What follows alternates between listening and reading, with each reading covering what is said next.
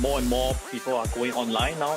You go back 17 years of cases and digital fingerprints, and it still doesn't fall into it, but you start doing process of elimination. Tonight, it's being called FIN12, and the cybersecurity company Mandiant says it's one of the most dangerous hacking groups in the world. They're keen to engage in cyber activities that will impose risks or repercussions to those launching the ransomware attacks. Over time, every company's going to have to deal with one. Mandiant, which is a company that has now become a household name because they're the number one that you call every time you're hacked. I can tell you this, if we didn't do investigations for a living, we wouldn't have found this. It takes a very special skill set to reverse engineer a whole platform that's written by bad guys to never be found. The world still might not know about the hack if not for Mandiant. Mandiant.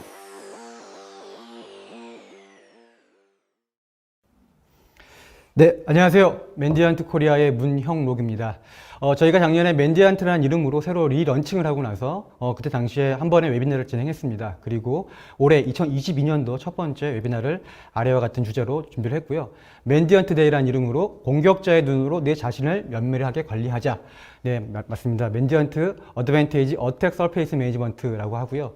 이런 내용을 준비를 했고 우선 참석 주신 많은 고객분, 파트너분들께 감사드리고요. 이 자리를 빌미로 모두에게 유익한 정보와 그 내용을 전달해 드릴 수 있는 자리를 준비했으니까 끝까지 많은 경청을 부탁드리겠습니다. 그리고 시작하기 앞서 저희 얼마 전에 큰 업데이트가 하나 있었습니다. 아시다시피 많은 고객분들과 파트너분들께서는 이메일을 저희 대표님이신 케빈 맨디아를 통해서 메일을 받았을 거라고 생각을 하고요. 구글이 맨디언트를 인수하는 사건, 이슈가 지난주에 있었습니다. 이러한 경우에 아마 조금 의구심이 들거나 질문이 많이 있을 수 있는데요. 기존에 저희 맨디언트 서비스와 솔루션을 사용하는 고객들, 그리고 앞으로도 검토하고 계시고 계획하시는 분들 모두 변화가 없다라고 보시면 될 것 같고요. 저희가 사용하는 이 맨디언트라는 회사와 브랜드, 그 다음에 아이덴티티는 모두 그대로 유지한다는 게 저희 계획입니다.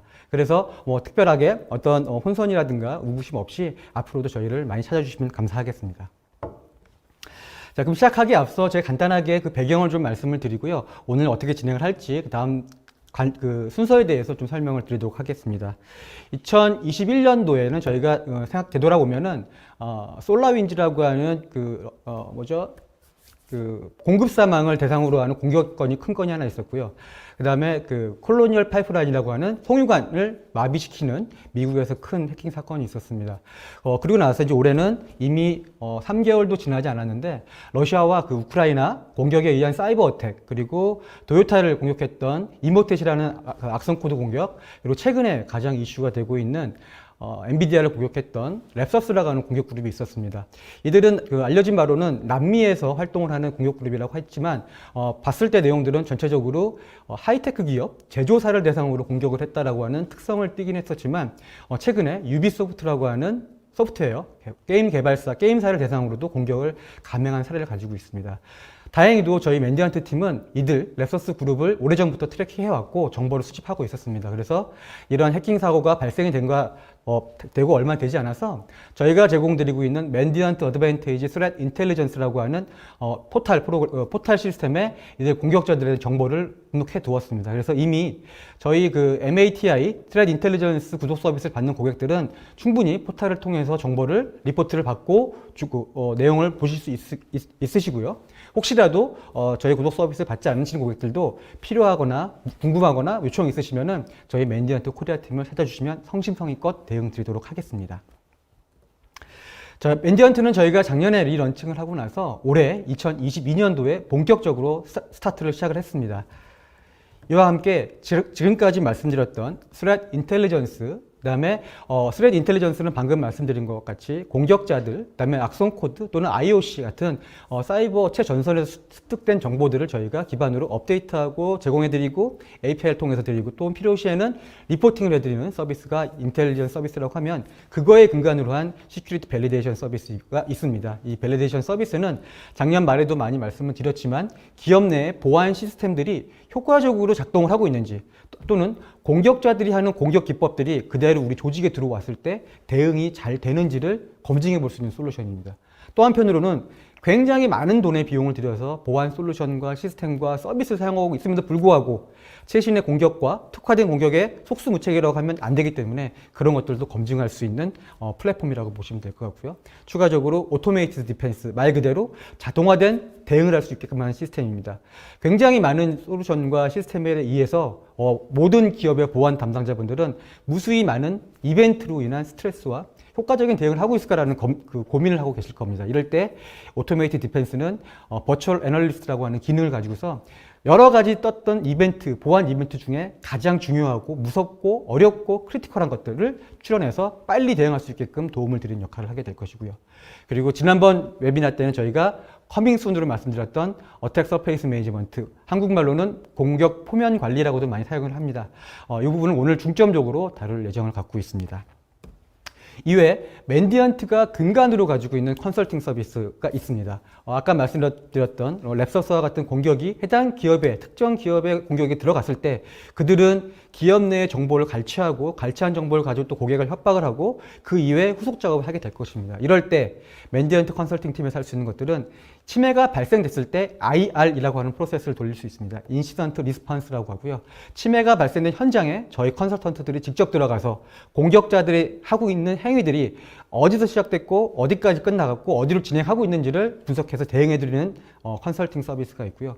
또한 이랬을 때 그 옆에 있는 기업들, 유사 동종업계라든가 비슷한 플랫폼을 사용하는 기업인 경우에 이들의 공격이 또 우리에게도 들어오지 않았을까라고 의구심이 들 수 있습니다. 이럴 때 수행하는 게 컴프로마이즈 어세스먼트라고 합니다. 그래서 이 특정 공격이 우리 회사에, 우리 조직에 잠입되어 있는지를 검증하기 위한 컨설팅 서비스가 CA라고 하고 있고요. 이와 같은 해킹 사고가 발생했을 때 가장 많이 저희 맨디언트 팀에 문의 주는 내용들이 이 두 가지라고 보시면 될 것 같습니다. 이러한 근간으로서 저희가 얼마 전에 뉴스 기사를 하나 내보냈고요. 랜섬웨어 디펜스 밸리데이션이라고 합니다. 랜섬웨어 RDB라고 하고요. 저런 인텔리전스 정보, 현장에서 저희가 침해 대응을 하면서 나온 모든 정보를 RDB라고 하는 서비스에 녹여들어서 해당 기업이, 특정 기업이 특정 랜섬웨어에 우리가 대비를 잘 할 수 있는지를 측정해드리는 어떤 서비스, 플랫폼 솔루션이라고 보시면 될 것 같고요. 그 이후로 액티브 브리지 인텔 모니터링, 그 다음에 매니지드 XDR, DTM이라고 합니다. 디지털 스레트 모니터링이라고 하는 서비스를 앞으로도 출시할 계획을 가지고 있고요. 곧 출시될 것이고 다음 저희가 또 세미나를 한다고 하면 이러한 정보들을 가지고서 찾아뵙도록 하겠습니다. 네, 지금 제가 간략하게 서두에 좀 말씀을 드렸고요. 저희가 진행하는 과정에 중간중간 퀴즈와 마지막에 설문을 통해서 많은 경품을 준비했습니다. 끝까지 시간이 바쁘시겠지만 끝까지 참여하셔서 경청을 부탁드리고요. 그래서 저는 그 마지막 Q&A 때 다시 한번 내용을 정리해서 어떤 질문들이 있었는지 또 어떠한 대답을 저희가 드릴 수 있는지를 정리해서 찾아뵐 수 있도록 하겠습니다. 그러면 2022년도 1회 맨디언트 데이를 ASM이라는 주제로 시작하도록 하겠습니다. 감사합니다.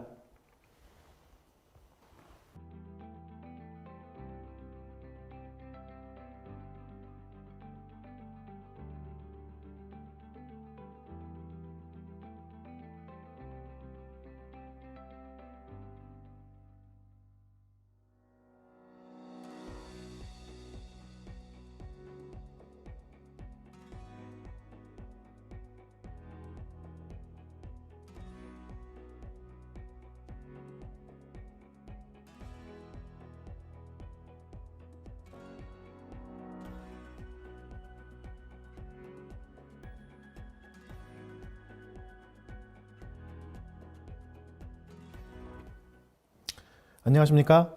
맨디언트에서 기술총괄 상무를 맡고 있는 오진석입니다.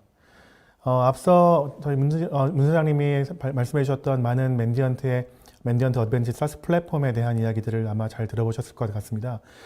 저희가 이전 세미나에도 말씀드린 것처럼 맨디언트 어드밴티지 사스 플랫폼을 통해서 이전과 다른 많은 기술적인 도움을 드리기 위한 많은 것들을 만들어 놨고요. 오늘은 그 중에서 설명 들으신 대로 어택 서페이스 매니지먼트 ASM이라고 하는 서비스에 대해서 좀 자세하게 설명을 드릴까 합니다. 들어가기 앞서서 이제 현재 한번 위협에 대한 이야기, 여러 가지 얘기를 해보려고 하는데요. 가장 심각한 건 러시아 우크라이나 전쟁에 관련된 이야기일 것 같습니다. 아마 와닿으시는 부분도 있고 안 와닿으시는 부분도 있겠지만 러시아의 공격에 대해서 이제는 사이버전이 얼마나 지금 현실화되어 있는지를 많이 아마 느껴보실 수 있을 것 같고요. 많이 저 기사 외에도 엄청나게 많은 기사가 있고요. 러시아의 움직임 때문에 바뀌는 건 우크라이나뿐만이 아니라 러시아와를 둘러싼 많은 국가, 또 미국, 또 그로 인해서 중국, 또 북한 여러 가지 사이버 위협의 동향들이 많이 바뀌고 있다는 것을 좀 말씀드리고 싶습니다. 저희 그 위협 인텔리전스 분석가도 역시 우크라이나에 현재 있고 현재 그 우크라이나 정부를 위해서 많은 도움을 주고 있는 것으로 알고 있습니다. 근데 그런 상황에서 들려오는 얘기로는 러시아가 아시는 것처럼 그 국가적인 그 경제 제재를 당하다 보니까 러시아가 살 길을 찾기 위해서 원래는 정보전을 펼치던 그 여러 있는 러시아 그 공격 그룹들이 금전적 목적을 위해서 여러 가지 활동을 하고 있다는 그런 첩보도 확인되고 있습니다. 아마 이러한 영향이 우리나라에도 지금 현재 세션을 듣고 계시는 모든 그 조직에도 영향이 있을 거라고 보여지고요. 우리가 면밀히 여러 가지 분석하고 대응을 준비를 좀 해야 될 것 같습니다. 그 중에 하나 이제 러시아 관련된 여러 가지 뉴스 중에서 아마 들어보신 분도 있으시겠지만 문자 메시지와 뭐 전화를 이용한 어떤 공격에 대한 어떤 기사가 있었죠. 러시아군이 포격을 하기 위해서 그 우크라이나 군이 밀집해 있는 지역들을 한번 찾기 위한 방법으로 선택한 것 중에 하나가 그 가족들에게 군인들의 사망 선고 문자, 당신의 아들이 전장에서 사망했다는 문자를 보내고 그 문자로 인해서 가족들이 자기 아들들에게, 자기 남편에게 전화를 할 때 어느 지역의 통신이 가장 많이 활발했는지 그런 것들을 모니터링해서 그곳에 포격했다는 그런 이제 어떤 기사를 본 적이 있습니다. 사실이 아닌지는 아직 확인하지 못했지만 어쨌든 그런 이야기가 나오는 거 봐선 러시아의 어떤 정보전, 러시아의 그 사이버 위협을 사이버 정보전에 대한 부분들은 정말 굉장히 많은 시사점을 두는 것 같습니다. 공격자의 관점으로 보면 사소한 정보 하나, 사소한 구멍 하나가 굉장히 큰 어떤 결과를 만들어낼 수 있고요. 이러한 부분들이 이번 우크라이나 사태, 러시아전에서 많이 보여지는 것 같습니다. 조금 더 우리의 이야기를 하면 많은 아마 뭐 여러 가지로 지금 환경에 대한 얘기를 많이 했는데요. 클라우드와 뭐 재택근무와 이런 어떤 환경 이전에 우리가 옛날부터 했던 레거시한 보안 환경은 인터넷 경계망 안쪽에 우리의 모든 중요한 자산과 관리 대상이 존재했었고요. 그렇기 때문에 정기적인 취약점 점검이라든지 아니면 여러 가지 내부의 시스템들을 모니터링하는 툴을 통해서 우리 내부에 있는 취약점이 뭔지 어떤 위협이 있는지를 발견하고 그 구멍을 잘 막아내는 방법으로 어떤 일들을 해왔다고 하면 아시는 것처럼 이제 그 뭐 워크 프롬 재택 환경에 대한 어떤 근무 환경도 변화했고 그다음에 클라우드에 대한 영역들이 예전에 클라우드가 활성화됩니다라고 하는 것을 넘어선 이제는 이 경계가 클라우드라고 불러야 되는지 우리 자산이라고 불러야 되는지 개인의 것이라고 불러야 되는지 알기 힘들 정도로 많은 변화를 주고 있고요. 이러한 부분들이 기업을 보완하는 입장에 보안 담당자 입장에선 그 바운더리가 엄청나게 넓어져서 그 모든 것들에 대한 식별을 하고 거기에 대한 취약점을 찾고 취약점을 검증하고 대응 방법을 만드는 것들이 굉장히 힘들어졌다. 이게 현실적인 이야기라고 말씀드릴 수 있을 것 같고요. 그리고 뒤에 있는 사진에서 보는 것처럼 그 모든 상황을 너무나 면밀하게 외부적인 관점에서 보고 있는 공격자의 눈이 있다는 것도 굉장히 큰 중요한 시사점입니다. 공격자는 그러한 부분들을 보고 있다가 그 기업이 가지고 있는 노출된 어떤 취약점, 어떤 구멍들, 어플리케이션일 수도 있고요. 자산 자체일 수도 있고요. 관리적인 측면의 컨피그레이션 미스일 수도 있고요. 여러 가지 측면의 어떤 그 취약점들을 놓치지 않고 익스플로이팅을 하고 침투하는 여러 가지 방법들을 통해서 내부로 들어갔을 때 아까 러시아의 전에서 말씀드렸던 것처럼 생각지도 못했던 방식의 정보를 획득하고 목적을 이루는 그런 이제 현상들을 많이 경험하게 되고 있습니다. 이러한 현상에서 가장 문제가 되는 것들은 사실상 뭐 어떤 그 뭐라고 할까요?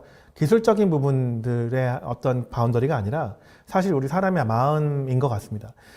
제가 영어로 써놨는데 we don't know what we don't know라고 합니다. 우리가 무엇을 모르는지를 그걸 모르는 거죠. 내가 뭘 모르는지조차 모르고 있는 상황이 문제가 되는 거죠. 내가 이거 몰라요. 이건 알고 있습니다라는 걸 명확히 하면 할수록 우리가 식별할 수 있는 위험을 정확하게 예측할 수 있는데요. 그것이 너무 힘들어지는 거죠. 이유는 여러 가지가 있습니다. 예를 들면 뭐 예전에는 서버는 이렇게 관리했는데 그때는 이거면 충분했어. 툴을 돌리면 충분했고, 클라우드 그거는 뭐 클라우드한 전용 관리 툴을 쓰고 있기 때문에 식별에 문제가 없습니다. 우리는 정기적으로 취약점 컨설팅을 받고 있어요. 뭐 모니터링을 받고 있죠. 관제 서비스에서 리포팅을 받고 있어요. 다 중요한 이야기지만 정확하게 그게 우리 자산에 어디까지를 식별할 수 있는지 그 바운더리를 체크해보고 거기에서 일어나는 갭이 없는지를 확인해 봐야 되는 이슈가 점점점 커지고 있고요. 아무래도 이 부분들은 예를 들면 클라우드 서비스를 사용하는 어떤 방식이라든지 구독하고 운영하는 그 기업의 방식들이 점점점 다양해짐에 따라서 이런 이슈는 점점 커질 수밖에 없는 그런 현실이 되었습니다. 어택 서피스 매니지먼트라고 하는 이 기술적 영역, 시스템의 영역은 사실 굉장히 오래되지도 않았지만 어떻게 보면은 취약점 점검의 영역에서 굉장히 그 선상을 같이 하고 있을 만큼 히스토리가 좀 길다고 볼 수 있는데요. 가트너와 포레스트라 같은 그 대표적인 그 리서치 기관에서도 이 부분에 대해서 좀 집중을 하고 있는 상황입니다. 가트너 같은 경우에는 이 부분에 대해서 이제 언급할 때 ASM은 취약점이 존재하며 인터넷에 노출되어 있는 기업의 자산과 시스템을 발견하고 관리하기 위한 전문적인 프로세서 기술 서비스입니다. 말 그대로 인터넷에 노출되어 있는, 내부에 있지 않고 외부에 노출되어 있는 기업의 자산을 관리하게 해준다라는 게 이제 어떤 시스템의 정의고요. 포레스터에서 얘기하는 ASM에서 특징적인 건 ASM을 도입한 기업이 최초에 한번 디스커버리를 합니다. 뭔가 우리 자산이 어디까지 식별이 되는지를 확인하게 되는데, 이때 최초 식별된 자산의 어떤 결과가 지금까지 그 기업의 IT팀이나 보안팀이 확보하고 있던 자산의 그 양보다 평균 30%가 넘는 클라우드 자산을 발견한다. 말 그대로 클라우드 밖에 있는, 그러니까 인터넷 밖에 있는 클라우드 자산을 식별하기가 엄청나게 힘들다라는 부분이고요. 그렇기 때문에 ASM이라고 하는 기술이 굉장히 기업에서 필요하다라고 얘기를 하고 있습니다. 맨디언트 어드밴테이지 어택 서피스 매니지먼트 동작의 특성은 뭐 세부적으로는 이제 이어지는 데모 세션이나 어떤 유즈 케이스 세션에서 좀 깊게 다루겠지만 아주 심플하게 정리를 할 수 있습니다. 첫 번째는 에셋 디스커버리, 자산을 확인하는 단계입니다. 자산을 당연히 확인을 해야겠죠. 아까 말씀드린 것처럼 내부에 있는 내 자산뿐만 아니라 인터넷 경계망 넘어서 있는 외부 접점에서 식별 가능한 우리의 자산이 어디까지 존재하고 어디까지 외부자에게 보여지는지를 정확하게 식별하는 게 가장 중요합니다. 그래서 인터넷 접점의 조직 자산에 대한 개별 구성 요소에 대한 식별을 하고 내 외부를 구분하고 노출된 자산을 정확하게 구분하는, 정리하고 구분하는 게 첫 번째고요. 여러 가지 방법이 좀 더 추가가 되긴 하지만 어쨌든 내 자산의 범위를 식별하는 게 첫 번째. 두 번째는 그 식별된 자산의 특징에 맞는 위협을 분석하는 겁니다. 취약점 분석이라고 하는 vulnerability management라는 것을 생각하시면 편하긴 하겠지만 그걸 넘어서서 미스컨피규레이션이라든지 아니면 어떤 우리가 잘못 구성된 시스템이라든지 다양한 위협들을 우리가 좀 검증하는 방법인데요. 그 부분에는 CV 잘못된 구성, 데이터 유출의 가능성, 위험을 초래하는 모든 문제를 포함해서 내가 식별된 모든 자산에 존재할 수 있는 이슈를 분석하는 이 두 가지 과정이 ASM 내에서 지속적으로 자동적으로 이루어지게 되는 것이 동작의 특성입니다. 굉장히 쉬운 이야기의 구성을 갖고 있죠. 조금 더 세부적으로 설명을 한번 드려보겠습니다. ASM, 맨디언트 어드밴테이지가 표현하는 ASM의 어떤 그 정리하고 식별하는 방법 중에 대표적인 그 기능 구성을 말씀드리면, 우리가 자산을 식별하기 위해서 뭔가 정의를 해야겠죠. 이런 것이 우리의 자산입니다. 우리 기업의 자산입니다. 라고 식별하기 위해서 첫 번째로 만들어야 되는 것이 컬렉션이라고 하는 부분입니다. 이거는 큰 버켓 같은 내용이라고 보시면 될 것 같아요. 이 컬렉션이라고 하는 버켓에 우리 자산을 식별하기 위해서 내가 알고 있는 정보가 있어요. 우리 기업이 이미 알고 있는 정보. 예를 들면 도메인 정보가 대표적일 것 같고요. 그 다음에 우리 기업이 쓰고 있는 할당된 공인 IP 대역이 있을 수 있겠고요. 그 다음에 특정 호스트에서 쓰이는 호스트 명령 규칙이라든지 아니면은 특정 어플리케이션의 이름이라든지 어떤 고유한 우리가 알고 있는 소위 말하는 시드 엔티티라고 하는 시드 값들을 넣어주게 됩니다. 그거를 이제 정의를 하면, 이 정의하는 방법은 한 16가지 카테고리를 구성하고 있는데, 그거를 정의하게 되면 그 기준을 통해서 저희가 쭉 그 내용들을 펼치고 확인하게 됩니다. 확장을 시키는 거죠. 그러면서 여러 가지 엔티티들을 확인하는데 그 중에 어떤 거는 우리가 알고 있던 거고요. 어떤 거는 우리가 모르던 것들도 자동적으로 식별을 하게 됩니다. 식별된 자산들, 엔티티를 기준으로 그 엔티티들이 각각 어떤 기술들을 사용하는지를 또 추가적으로 식별합니다. 매칭이 중복 매칭이 되기도 하고 여러 개를 한 엔티티가 여러 개 기술을 쓰기도 하고요. 많은 현황이 있겠죠. 그 내용들을 정확하게 발견을 해내서 그 컬렉션 안에 우리 자산 안에 식별해야 되는 대상 안에서 이러한 엔티티와 이러한 기술들이 사용되는구나 라고 구분을 하는 게 첫 번째 시작이고요. 그리고 그 다음에 아까 말씀드린 것처럼 주기적인 거기에 대한 맞는 위협을 검색하는 일들을 한다고 말씀드렸는데 그 결과에 따라서 엔티티별, 테크놀로지별 어떤 취약점들이든지 이슈가 될 수 있는 위험이 될 수 있는 부분들을 정확하게 체크를 하고 거기에 대한 결과값을 확인해서 거기에 대한 우선순위, 위험의 우선순위를 평가해서 그걸 식별할 수 있게 제공해 드립니다. 이 부분들을 저희가 이슈라고 부르게 되는 거죠. 보시는 것처럼 그림에서 보시는 것처럼 컬렉션이라는 덩어리를 정리하고 엔티티 CD를 정해서 확정된 내부의 엔티티와 기술을 정리하고 이슈를 정리하면 내가 가지고 있는 자산의 바운더리, 그 바운더리 내에서 외부로 노출, 식별 가능한 정보가 어디까지인지를 확인할 수 있고요. 확인된 정보 내에서 어디는 이슈가 있고 어디는 이슈가 없고 조치가 잘 되어 있고 버전 관리가 잘 되어 있는 부분, 안 되어 있는 부분 이런 부분들도 모두 다 확인을 한눈에 할 수 있게끔 제공해 드려서 이 부분들을 식별하고 뭔가 대응을 편하게 할 수 있게 도와드리는 솔루션이 ASM이라는 솔루션 서비스라고 말씀드릴 수 있습니다. 세부적인 그 화면과 기능들은 다 뒤에 세부적인 그 다음 세션에서 강수석이 이제 그 데모를 통해서 UI 데모를 통해서 좀 더 세부적으로 확인을 시켜드리고요. 그 다음에 저희 김 사모님께서 나오셔서 각각의 그 예제들이 어떤 의미를 표현하는지를 좀 더 세부적으로 말씀드리겠습니다만 보시는 화면처럼 엔티티를 식별하면 시드 엔티티, 도메인을 하나 넣거나 IP를 넣는 것 하나만으로도 그 추가된 내용들을 쭉 나레이비를 해줍니다. 어떤 종류의 엔티티가 우리 조직 내에 있는지, 각각에서 포함하고 있는 취약점은 어떤 것이 있는지, 기술들은 어떤 것이 있는지를 보게 되고요. 거기에 대해서 세부적으로 발견된 이슈는 어떤 이슈가 있는지, 그 이슈는 어떤 의미를 담고 있고 얼마나 중요한지, 어떤 환경에서 동작하는지 이런 정보들을 확인하게 됩니다.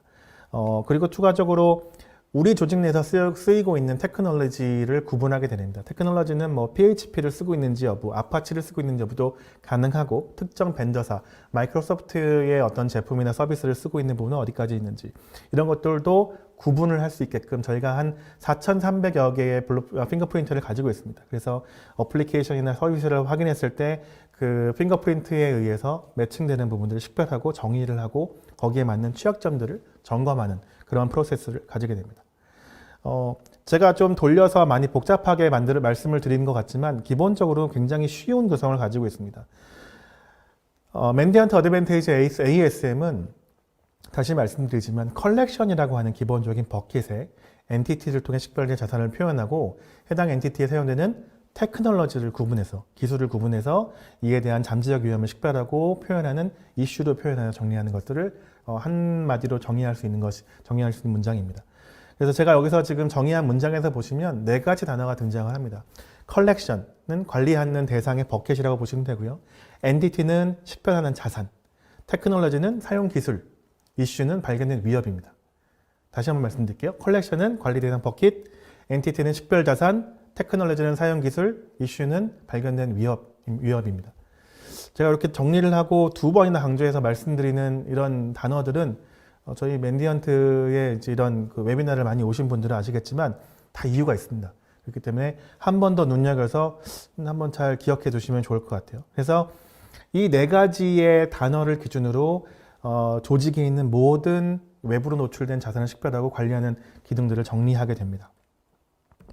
어떤 효과가 있느냐? 뒤쪽에서 설명 한번 드리겠지만 다음 세션에도 계속 말씀드리겠지만 가장 중요한 건 외부로 노출된 조직의 어떤 자산에 대한 가시성 확보를 하고 그거를 지속적으로 관리를 자동적으로 할 수 있다는 가장 큰 장점이고요.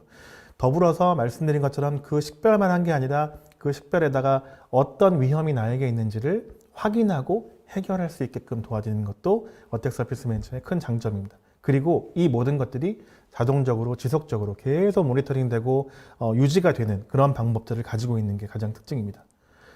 그럼 여기서 한 가지 궁금할 수 있어요. 어택 서피스 매니지먼트라는 프로덕트이 아마 굉장히 시장이 많을 건데 왜 맨디언트 어드밴티지에 있는 ASM이어야 하느냐 이런 질문을 드릴 수 있을 텐데요. 하실 수 있을 텐데요. 가장 큰 내용 중에 하나는 모든 그 서비스에 대한 근간이 되는 것은 얼마만큼 경험을 했느냐가 가장 중요합니다. 맨디언트는 언제나 말하지만 맨디언트가 최전선, 프론트라인에서 경험한 여러 가지 경험이 있죠. 위협 인텔리전스를 통해 표현되는 정보가 있고요. 수집되고 활용되는 정보가 있고, 그다음 맨디언트가 컨설팅, 여러 가지 뭐 진단이라든지 이런 그 어드바이스 가이드를 주면서 얻게 되는 서로가 얻게 되는 정보들이 있을 거고요. 또 하나는 제일 대표적으로는 인시던스 리스판스, 대표적으로 말했던 여러 가지 언급드렸던 콜로니얼 사태라든지 여러 가지 뭐 은행 사건이라든지 해외의 많은 사건에서 맨디언트가 그 안에 들어가서 사고를 조사하고 확인했던 그 정보로 인한 경험들은 외부로 노출된 많은 정보 중에서 무엇이 위험하고 이 조직에서 무엇이 가장 지금 선순위로 조치해야 되는지를 확실하게 전달드리고 그다음 거기에 대해서 효과를 볼 수 있게끔 정의해드리는 아주 그러한 장점이 있고요. 만약에 이러한 경험이 없이 그냥 취약점이 있는 몇만 개 취약점들을 전부 다 검증해서 다 리포트를 해준다 그러면 뭐 1000개쯤 있어요, 2000개쯤 있어요. 숫자가 중요한 게 아니고 그래서 나한테 의미 있는 위험이 무엇인지를 확인할 수 없다면 사실 어택 서피스 매니지먼트도 또 다른 일이 될 수밖에 없을 것 같습니다. 그렇기 때문에 맨디언트 어드밴티지에 있는 어택 서피스 매니지먼트 ASM이 중요한 이유는 그만큼의 전문성을 바탕으로 그걸 해결할 수 있는 솔루션과 컨텐츠를 제공해 드리는 게 가장 큰 장점인 것 같습니다.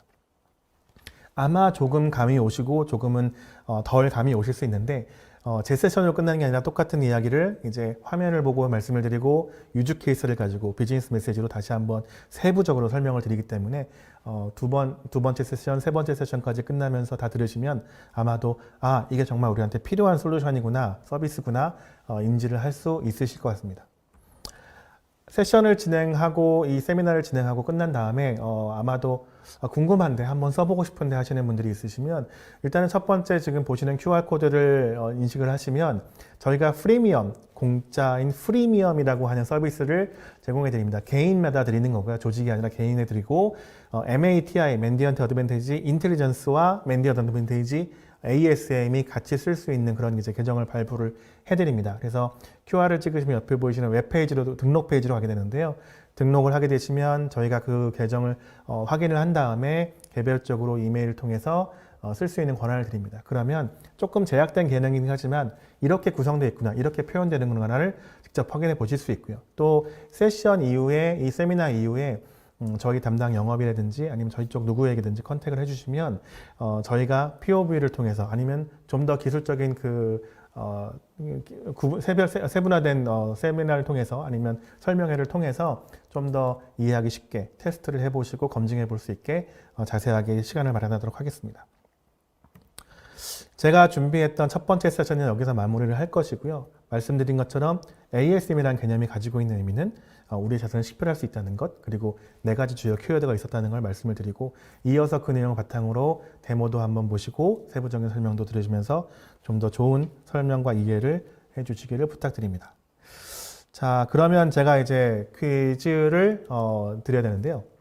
제가 아까 몇 번 말씀을 드리면서 당부를 드렸죠. 기억해 보시면 참 좋으실 거예요 라고 했던 그 문장 그대로 갖고 왔습니다. MAASM은 컬렉션이라는 기본적인 버킷의 엔티티를 통해 식별된 자산을 표현하고 해당 엔티티에 사용되는 무엇을 구분하고 이에 대하여 잠재적 위험을 식별하여 이를 무엇으로 표현해 정리합니다. 아주 그 문장을 그대로 카피를 했거든요. 제가 컬렉션, 엔티티, 또 뭐 이렇게 4가지 단어로 구성됩니다 라고 말씀드렸는데 적어 놓으신 분은 빠르게 적으실 수 있을 것 같으세요. 지금 아마 퀴즈창이 열려서 퀴즈창에서 이 내용들을 답변을 다실 수 있을 것 같습니다.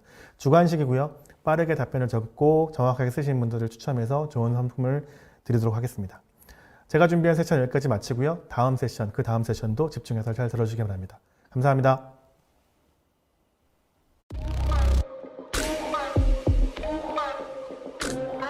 Despite increased investment in resources and security tools, 75% of attacks are not prevented or detected.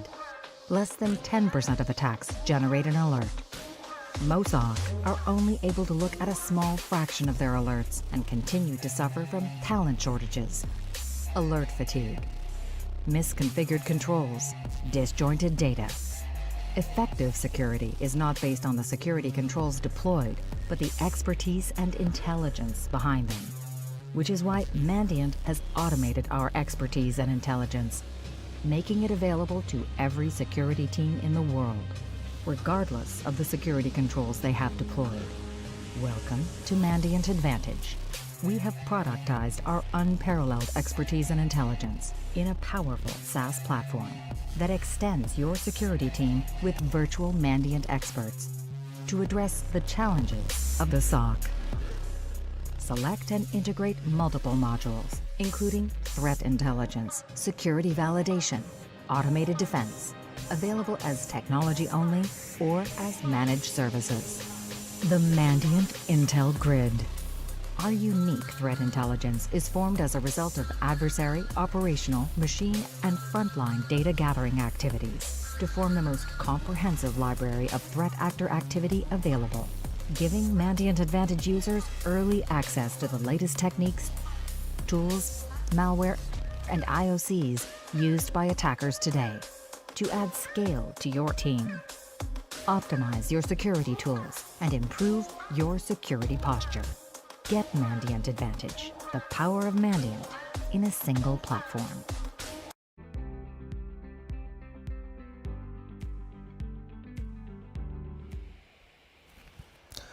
안녕하십니까. 맨디언트 코리아에서 기술을 담당하고 있는 강량호입니다. 앞선 세션에서 오진석 상무님께서 ASM에 대한 간략한 소개와 어떠한 방식으로 이제 수집이 이루어지고 어떤 데이터들이 표현이 되는지, 어떤 정보들이 표현이 되는지 설명을 해 주셨는데요. 그 내용을 이제 바탕으로 저는 이제 데모 세션을 준비를 했습니다. 실제로 제가 준비한 이제 세션의 제목 같이 공격자가 어떤 키워드를 가지고 있으면 어떠한 정보들을 볼 수 있는지 간단한 데모와 함께 살펴보도록 하겠습니다. 일단 제가 이제 보여드리는 화면을 보면은 이렇게 나와 있어요. 이게 이제 저희 어택 서피스 매니지먼트의 가장 첫 화면이고 대시보드 화면인데, 여타 다른 솔루션들, 서비스들의 대시보드 같이 여러 가지 정보들의 이제 그래프들이 많이 나와 있습니다. 하나씩 이제 간략하게 살펴보겠습니다.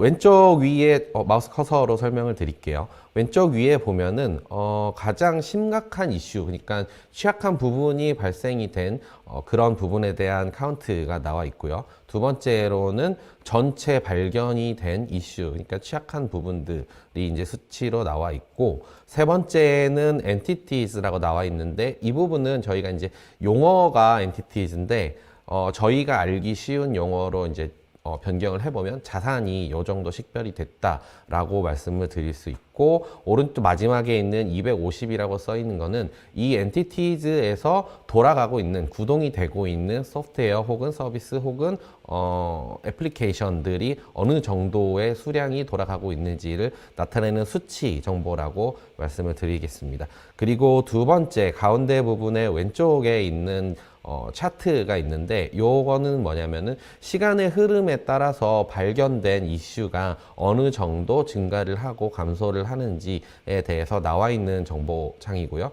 그 오른쪽에 있는 recent issues는 가장 최근에 발견이 되고 있는 이슈에 대해서 시간의 순서대로 이제 표현이 되는 대시보드라고 보실 수가 있겠습니다. 가장 마지막에 있는 테크놀로지스는 아까 전에 잠깐 말씀드렸듯이 자산에서 구동이 되고 있는 테크놀로지, 즉 뭐 예를 들어서 PHP라든지 자바라든지 이런 어플리케이션, 소프트웨어, 그리고 랭귀지들에 대한 정보라고 볼 수가 있고, 중간에 있는 호스트 바이 컨트리는 IP가 이제 지오 정보가 있기 때문에 그 IP 정보의 지역 정보에 따라서 어떤 엔티티들, 자산들이 전 세계에 어떻게 포진이 되어 있는지를 표현해 주는 대시보드라고 설명을 드릴 수 있겠습니다. 그리고 오른쪽 가장 마지막에 있는 대시보드는 이슈가 만약에 이제 발생이 한다라고 하면은 그 이슈에 대해서 우리가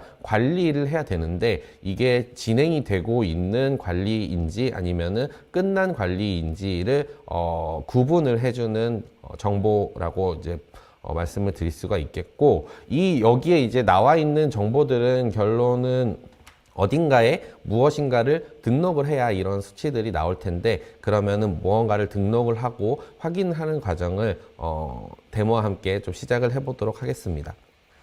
오른쪽 위에 이제 집 버튼이 있어요. 이 집 버튼을 누르면은 프로젝트를 생성을 할 수가 있고, 프로젝트를 생성을 하면은 어떤 방이라고 보시면 돼요. 방 안에 내가 원하는 정보들을 담을 수 있는 방을 만들고, 그 안에 뭐 아까 전에 콜렉션이라고 하는 걸 설명을 드렸었죠. 콜렉션을 버킷을 넣고 이슈가 아니라 시드라고 하는 키워드를 넣어서 이제 정보들을 수집을 하게 되는데, 프로젝트를 이제 테스트 이렇게 만들면은 버킷이라고 콜렉션이라고 표현이 되는 버킷 정보를 이제 넣을 수가 있습니다. 여기에 타이틀로 뭐 또 테스트라고 넣어볼게요. 라고 넣고, 시드, 여기에 이제 키워드가 들어가는데, 저희는 이제 요렇게 넣어볼게요. 구글이라고 넣어볼게요. 시드라는 구글이라는 키워드를 만약에 넣는다라고 하면은 이 시드를 여러 가지 타입으로 이제 등록을 할 수가 있는데, 진짜 간단한 정보만 넣어도 데이터가 신기하게도 수집이 됩니다. 여기 있는 간단한 정보들 중에는 뭐 네임 서버, 그리고 도메인, IP, 버킷, AWS S3 버킷 정보, 그리고 URI, 이 정도만 넣어도 데이터가 수집이 되는데, 이렇게 도메인이라고 넣고 크리에이트를 하면은 등록이 끝난 거예요. 이렇게만 넣으면은 일정 주기에 따라서 수집이 막 이루어져서 엔티티에 관련된 자산들이 식별이 되고, 테크놀로지들이 식별이 되고, 이슈가 탁 하고 나오게 됩니다. 그런데 지금 서칭을 하는 시간이 조금 걸리기 때문에 미리 만들어 놓은 예제를 가지고 조금 이어서 설명을 드려보도록 할게요. 이전에 저희가 이제 테스트 데모 사이트를 만들어 놓은 게 있어서 그 부분을 살펴보면은, 방금 전에 제가 프로젝트를 만들고 콜렉션을 만든 화면이었는데 바로 그 화면으로 넘어왔어요. 테스트 화면으로. 지금 에크미라고 하는 저희가 테스트 베드가 있고, 여기에다가 시드를 정말 아무것도 안 넣었어요. 별거 안 넣었어요. IP 레인지만 그냥 넣었거든요. IP 레인지만 넣고 가만히 놔두면은 스캐닝을 막 시작을 해서 엔티티라고 하는 자산들이 막 식별이 됩니다. 여기에는 도메인도 있고, IP도 있고, 뭐 DNS 레코드도 있고, 이메일 어드레스는 0인데 안 나오고, IP, 그리고 GitHub 어카운트, 뭐 URI, 이런 정보들이 막 그냥 IP 레인지만 나왔는데 막 식별이 되는 거예요. 여기에 해당되는 테크놀로지, IP만 넣는데 이 IP 혹은 기타 엔티티 정보에서 어떤 애플리케이션과 소프트웨어가 구동이 되는지, 서비스가 구동이 되는지 자동으로 식별이 됩니다. 이게 어택 서피스 매니지먼트가 이제 서칭을 하는 어떤 장점이라고 볼 수가 있고, 이 스캐닝을 하는 방법론, 뭐 메소돌로지라고 해야 될까요? 아니면 메소드라고 해야 될까요? 그게 이제 저희가 가지고 있는 원천 기술이고, 이 서칭을 하는 기술과 서칭하는 기술의 결과로서 나오는 이런 엔티티와 테크놀로지들이 어떤 취약점을 가지고 있는지 식별해내고 분석해내고 인텔리전스와 연관을 해내는 게 이제 맨디언트가 여러분들에게 제공을 해드리고자 하는 가치입니다. 그래서 지금 테크놀로지까지 그냥 IP만 넣었는데 이렇게 많이 나왔다라고 말씀을 드리고 있고, 이렇게 보면은 그냥 너무 많아서 식별이 좀 안 될 수도 있는데, 한눈에 안 보일 수도 있는데, 그럼 조금 더 볼게요. PHP라고 오른쪽 검색창에 넣어보면 IP만 넣었는데 PHP를 무슨 버전을 쓰는지까지 다 나오게 돼요. 여기 보시면은 어드민 페이지가 외부에 막 노출되어 있는 게 바로 식별이 되거든요. 이런 식으로 저희는 뭐 아무것도 안 넣진 않았지만, 뭐 어려운 자산 정보를 다 넣지 않아도 요 정도까지 이제 데이터들을 저희가 서칭을 해낸다라고 이제 말씀을 드릴 수가 있겠고, 이렇게 자산을 식별해내고 테크놀로지를 식별을 했다라고 하면은 거기에서 동작하고 아니면은 운용이 되는 정보들, 데이터들이 있을 텐데, 그 데이터가 결국에는 취약점이라고 말씀을 드릴 수가 있어요. 그 취약점을 등급에 따라서 분류를 한 게 이슈스입니다. 이슈스 하나는 하나의 취약점, 하나의 케이스라고 보시면 되고, 예를 들어서 뭐 여러 가지 등급의 이제 취약점들이 있어요. 크리티컬도 있고, 하이도 있고, 미디엄도 있고, 로우도 있고, 여러 가지가 있는데, 요 중에 하나를 제가 좀 선택을 해서 보겠습니다. 워드프레스 컨피규레이션 인포메이션 릭이에요. 이거는 딱 보면은 제목을 보면은 뭔가가 유출이 됐다라는 얘기겠죠. 컨피규레이션은 어떠한 상황에서도 유출이 되면 안 되는데 워드프레스의 컨피규레이션이 유출이 됐다라는 그런 크리티컬한 이슈예요. 워드프레스의 컨피규레이션이 유출이 됐다라고 하면은 당연히 그 컨피규레이션이 잘못되어 있거나 아니면 그 안에 민감 정보가 있을 수 있기 때문에 유출이 되면 안 되는 정보고, 그 부분에 대해서 IP만 넣었는데 이렇게 식별이 돼서 이슈로 올라와 있어요. 지금 화면 구성을 보면은 디스크립션, 그러니까 어떤 취약점이다라는 설명이 있고, 이 취약점이라는 거를 우리는 이런 자료를 근거로 해서 취약점이라고 식별을 해냈고, 이거가 실제로 어떤 경로 혹은 어떤 데이터가 취약점으로 나왔다. 지금 내용을 보면은 PHP 백업 파일이 홈 디렉토리 안에 들어 있으니까 이게 외부에서 접근이 되겠죠. 네, 이런 내용이 IP만 넣었는데 나왔고, 어떤 쿼리를 날려가지고 이런 정보를 우리가 식별해 냈다라는 정보까지 나오게 됩니다. 여기서 재밌는 점은 취약점 하나를 저희가 이슈라고 선택을 해서 제가 선택을 했는데, 관련된 엔티티라는 게 있어요. 이 엔티티에서 워드프레스가 돌아가고 컨피그레이션이 이제 유출이 됐다라는 정보가 여기 들어 있는데, 링크 정보가 있죠. 여기에 보면은 엔티티와 관련된 추가적인 이슈라든지 아니면은 뭐 추가적인 디테일 정보 같은 것들이 나와야 되는데, 이게 테스트 베드다 보니까 좀 지금 상황이 좋지 않아서 제가 미리 캡처를 떠놓은 화면을 가지고 추가적으로 설명을 드려보도록 하겠습니다. 네. 방금 전에 이제 configuration information leak 화면에서 더 들어가면은 디스크립션 화면에 디스크립션이 나오고, 레퍼런스가 나오고, 프루프가 나오고, 그리고 로우 데이터가 나오고, 왼쪽에 있는 여기 엔티티 정보를 클릭을 하면은 아까 전에 아무것도 안 나왔었는데, 원래는 이렇게 디테일 정보가 나와야 됩니다. 이 엔티티에서 우리가 두 번째 보면은 취약점을 어떤 부분들을 체크해서 식별을 해냈고, 그리고 어떤 뭔가의 여기 오른쪽에 탭을 보면은 이 제이슨 코드를 날렸을 때 이런 헤더를 날려가지고 뭔가 리스폰스, 이런 헤더가 리스폰스가 왔고, 그리고 관련된 추가적인 정보들이 뭐가 더 왔다라는 정보들이 디테일에 여기 지금은 캡처라서 내려가지는 않지만 밑으로 쭉 나오게 되고요. 지금 여기서 이제 설명드리고 싶은 거는 뭐냐면, 아까 전에는 취약점 하나를 클릭을 했지만 취약점이 이제 해당이 되는 엔티티, 그러니까 자산 안에 관련된 이슈들이 추가적으로 더 있다. 그리고 어떠한 탐색 기법으로 탐색을 했다. 그리고 그 취약점에 대해서 실제로 캡처 화면이 스크린샷이 어떻게 나오더라 라는 정보까지 이제 나오게 되는 거고요. 그리고 중요한 게 지금 이 엔티티와 관련된 테크놀로지들이 이제 식별이 됐잖아요. 그러면 그 테크놀로지라는 거는 결국에 엔티티에서 동작하는 애플리케이션들이 뭐가 있다라는 게 식별이 됐다라는 건데, 그 애플리케이션들이 잠재적으로 가질 수 있는 CV 코드 리스트들이 쭉 나오게 됩니다. 그러니까 우리는 IP 하나만 넣는데 그 IP 하나를 가지고 여기까지 ASM이 Attack Surface Management 시스템이 이것들을 식별해 낸 거예요. 이거에 대한 이제 활용도는 사실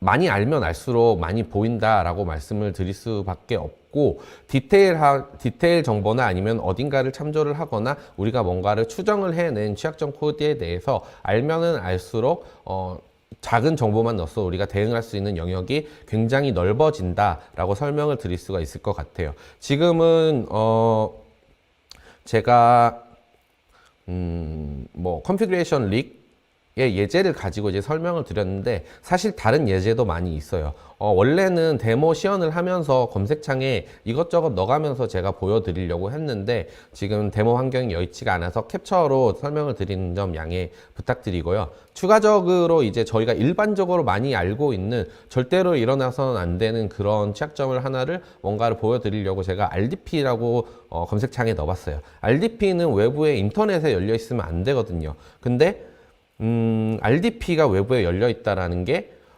IP 레인지만 넣었는데 나와요. 너무 당연한 얘기겠죠. 이거는 열려 있으면 안 되고 그 IP에 있는 것들이 이제 보이면 안 된다는 건 너무 당연한 얘기고, 이 RDP가 열려 있을 때 어떤 상황이다라는 디스크립션, 그리고 이 엔티티를 들어갔을 때 관련되어 있는 이슈스는 지금은 다행히 하나인데 다른 만약에 이슈가 있다라고 하면 주르륵 나오게 되고, 어떤 탐색 기법을 썼다라는 것들이 이제 나오게 됩니다.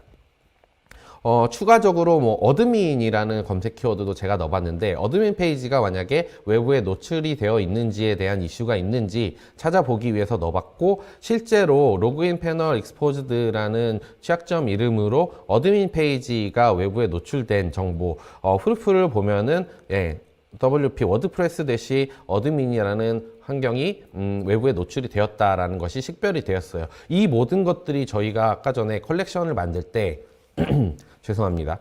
컬렉션을 만들 때 시드에 IP 레인지만 넣었는데 이 모든 것들이 나온 거거든요. 사실 우리가 취약점 점검을 하기 위해서는 어떤 서비스가 동작이 되고 있고, 어떤 서비스에 무엇이 돌아가고 있고, 어디에는 어떤 무엇이 이제 접근 정보라든지 계정 정보라든지 이런 것들을 다 알고 취약점을 분석을 하는 경우가 많아요. 근데 저희가 이제 어택 서비스 매니지먼트류의 이런 서비스들은 굉장히 손쉬운 정보만 가지고도 이 모든 것들이 이제 식별이 된다라는 부분을 이제 말씀드리고 싶고, 실제로 계속 아까 전처럼 디테일 정보, 뭐 테크놀로지 정보, 그리고 추론되는 관련 CV 정보들, 그리고 캡처 화면을 보면은 굉장히 다양한 재밌는 데이터들이 많이 나오니까 오상무님께서 아까 전에 말씀을 해 주셨던 POV 사이트에서 많은 신청 부탁드리도록 하겠습니다. 제가 여기까지 준비했고요. 원래는 데모 사이트에서 조금 더 다이내믹하게 설명을 드리고 싶었는데 장표로 하다 보니까 좀 아쉽게도 이렇게밖에 설명을 못 드리는 게 좀 죄송한 마음이 많이 있고요. 실제로 제가 많이 찾아뵙고 직접 설명을 드릴 수 있는 기회가 있었으면 좋겠습니다. 마지막으로 준비한 거는 제가 이제 준비한 퀴즈입니다. ASM이 인터넷에 노출된 자산을 검색하기 위해서 도메인 또는 IP와 같은 검색 기준이 되는 키워드를 등록해야 되는데, 이것을 ASM에서는 무엇이라고 지칭할까요? 오늘 굉장히 많이 나온 단어예요. 콜 뭐라고 하는 그런 단어인데, 이 부분을 퀴즈 창에 입력을 해주시면 되고, 지금 사이트에 접속을 하셨을 때 채팅창에 많이 이제 등록을 하실 거예요. 근데 채팅창 위쪽에 보시면은 퀴즈 창으로 넘어가는 탭이 있습니다. 퀴즈 창 탭에서 꼭 답변 부탁드리고, 좋은 선물 많이 드릴 수 있도록 콜 뭐로 시작하는 답변 꼭 부탁드리겠습니다. 제가 준비한 세션 여기까지입니다. 감사합니다.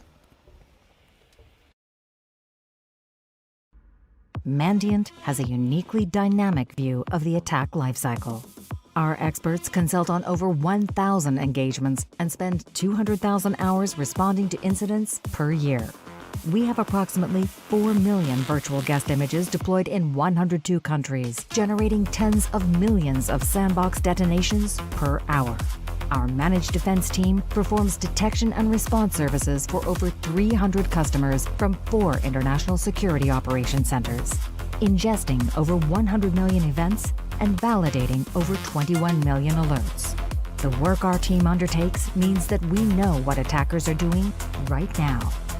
Our unique incident response, threat hunting, alert investigations, and adversary research form the most comprehensive library of threat actor activity available, and what we call the Mandiant Intel Grid. This unparalleled breach intelligence is at the heart of everything we do and every Mandiant Advantage product, giving security teams early access to the latest techniques, tools, malware, and IOCs used by attackers today. When we combine our Intel Grid with data science and expert analysis, detection models are more powerful and threat data is contextualized, prioritizing and supporting decision-making throughout the SOC, saving time, resources, and budget. The power of Mandiant in a single platform.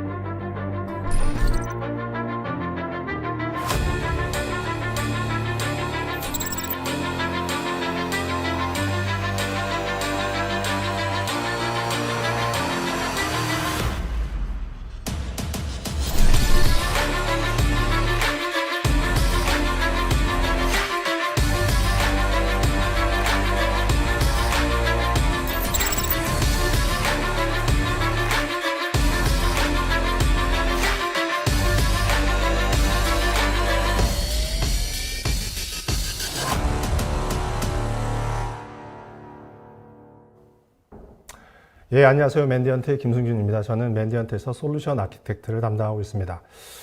지금까지 계속해서 들으셨다라고 하면 어택 서피스 매니지먼트라고 하는 솔루션에서 충분히 이해를 하고 계실 거라고 생각합니다.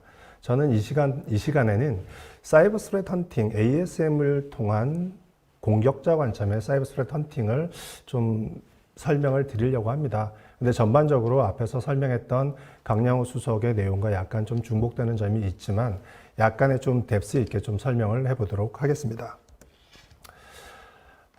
ASM을 보면 어태커 관점과 디펜더 관점에서 실제 어태커는 레드팀이 되겠고 디펜더 관점은 SOC 운영팀이 되겠죠.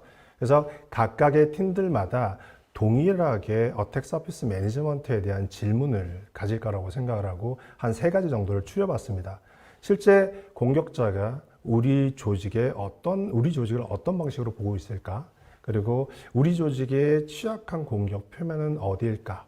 그리고 잠재적으로 공격에 우리 조직이 이미 노출되어 있을까에 대한 질문을 한번 자문을 해보시고 이 시간 동안 이 질문에 대한 답변을 스스로 찾아보는 시간을 가져봤으면 좋겠습니다. 보안 위협이 점점 다변화되면서 조직의 보안 대응도 다양해지고 있죠. 그래서 크게 여러 가지 보안 대응에 대한 기술들이 진행이 되고 있지만 크게 2가지 관점으로 나눠본다라고 하면 SOC나 인시던트 리스폰스와 같이 공격이 진행되고 있거나 또는 공격에 의해서 사고가 발생했을 때 사후 대응하는 관점으로 접근해 볼 수가 있고요. 2번째 관점은 인텔리전스 기반으로 해서 취약점과 트레트 헌팅을 통해서 리스크 관리하는 사전 예방 관점으로 크게 나눠볼 수가 있겠습니다. 그러면 오늘 제가 말씀드렸지 트레트 헌팅이라는 부분을 이제 진행을 해야 하는데 트레트 헌팅을 위해서 가장 중요한 부분이 공격자에 대한 이해를 하는 게 중요하겠죠. 공격자에 대한 이해를 충분히 하고 공격자가 하는 공격 플로우를 그대로 진행하는 게 레드팀에서 진행을 하는 부분이고요. 그 레드팀에서 진행하는 부분을 대응하는 팀이 이제 SOC 대응팀이 되겠죠. 그래서 이런 공격자들의 행위를 가장 쉽게 이해하기 위해서는 마이터 어택 프레임워크를 이해하는 게 상당히 중요합니다. 지금 보시는 것처럼 초기 공격자가 타겟을 정하고 그 타겟에 대한 정보를 수집하는 단계가 초기 정찰 단계로 볼 수가 있는데 이때는 스캐닝을 하거나 또는 뉴스 아티클을 통해서 그 조직에 대해서 조사를 하거나 하는 여러 가지 정보를 수집하는 단계가 되겠고요. 이렇게 수집된 정보를 기반으로 해서 조직이 가지고 있는 취약점 또는 피싱을 통해서 내부에 이제 침투하는 단계가 초기 침투 단계가 되겠죠. 이렇게 해서 익스플로이팅이 돼서 내부에 이제 거점 확보를 하게 되면 해커들은 추가적으로 제어 유지를 위해서 실제 좀 더 여기에 머무를 수 있는 C2 서버와 통신해서 추가적인 악성 코드 모듈들을 내려받게 됩니다. 그리고 계속해서 내부에 있기 위해서 권한 상승이라는 기법을 통해서 시스템 32와 같은 예를 들면 프로세스 인젝션과 같은 기법을 통해서 시스템 파일 안에 있는 정상적인 파일인 척을 하면서 내부에서 이제 비정상적인 행위를 하게 되죠. 그리고 추가적인 레트럴 무브먼트라고 하는 측면 이동을 하기 위해서 C2 서버와 다시 통신을 시작합니다. 그리고 그 외적으로 VNC 모듈이라든가 내부에서 크리덴셜 파일을 수집하기 위한 모듈 또는 추가적으로 악성 행위 웜을 일으키기 위한 추가적인 모듈들을 계속 내려받으면서 측면 이동을 하고 그 안에서 내부의 중요한 자산이라든가 운영 환경이라든가 중요 데이터에 대한 부분들을 계속 수집을 하고 그 중요한 데이터 부분이 어느 정도 수집이 되면 외부에 있는 C2 서버로 그 내용들을 다시 전달을 하게 되죠. 그리고 최종적으로 시스템을 파괴하기 위한 예를 들어 랜섬웨어를 씹는다든가 시스템을 파괴한다든가 하는 그 행위를 하고 최종적으로 클로즈를 하게 됩니다. 그러면 제가 설명드렸던 이 공격 플로우를 그대로 실행하는 팀이 레드팀이라고 보시면 될 것 같고요. 그리고 시큐리티 오퍼레이션 센터는 이러한 공격들을 네트워크 단위나 엔드포인트 단위나 인터널하게 움직이는 제로 트러스트 단계에서 탐지하는 역할을 하는 게 이제 시큐리티 오퍼레이션이 되겠죠. 그러면 어택 서피스 매니지먼트는 언제 쓰이냐? 초기 정찰 단계에 사용되는 그런 서비스라고 이미 이해를 하고 계실 겁니다. 그러면 어택 서피스 매니지먼트의 우리의 미션은 공격자가 바라보는 공격자의 관점으로 우리 자산을 수집하고 분석하고 분류하고 난 후에 검색할 수 있게끔 해주는 거죠. 누가? 우리 내부에 있는 보안팀이. 그래서 그 위협을 빠르게 인지하고 위협 중심 데이터를 기반으로 해서 빠르게 공격자보다 되도록 빠르게 대응을 가능하게 하는 게 어택 서피스 매니지먼트의 미션입니다. 요즘에 악의 마음을 읽는 자를 보시면 아시겠지만 어떻게 보면 쭉 첫 세션, 둘째 세션을 들어보시면서 느끼는 게 어택 서피스에 대한 프로파일링과 같은 느낌이 드실 겁니다. 그래서 실제 외부에 유출되어 있는 공격 표면에 대한 프로파일링을 하고 이제 공격 대응을 가능하게끔 하는 것이라고 이해하는 게 좀 더 쉽지 않을까 생각을 하고 있습니다. 우리가 알지 못하는 정보, 우리가 알지 못하는 자산에 대해서 뭔가를 행위를 해야 한다라고 하면 지금 보시는 것처럼 블랙박스가 되겠죠. 근데 어택 서피스 매니지먼트를 통해서 알려지지 않은 자산에 대한 부분들까지 전반적으로 수집하고 목록화하고 그에 대한 위협을 도출한다라고 이해를 하셨을 겁니다. 우리가 모르는 건 우리가 알 수가 없죠. 예를 들어 최근에 디지털 트랜스포메이션을 통해서 모든 워크로드가 대부분 다 클라우드로 이동을 하고 있고요. 그로 인해서 나오는 이슈들이 컨테이너나 서비스에 대한 보안관리팀이 지속적으로 모니터링하고 위협을 관리하는 게 점점 어려워지고 있죠. 그래서 한 레포트를 좀 참조를 해보면 한 그룹이 320개의 허니팟을 클라우드상에 띄웠어요. 그리고 24시간 후에 그 허니팟을 서비스를 확인을 해봤더니 그중 80%가 이미 악성 코드에 감염이 돼 있었다라고 합니다. 이것은 어떻게 보면은 공격자가 어택 서피스를 지속적으로 프로파일링을 하고 있고 공격이 노출이 되면 즉각적으로 공격하고 있다는 것을 반증하는 하나의 레포트가 되겠습니다. 그러면 이런 환경에서 ASM이라고 하는 어택 서피스를 기반으로 어떻게 우리는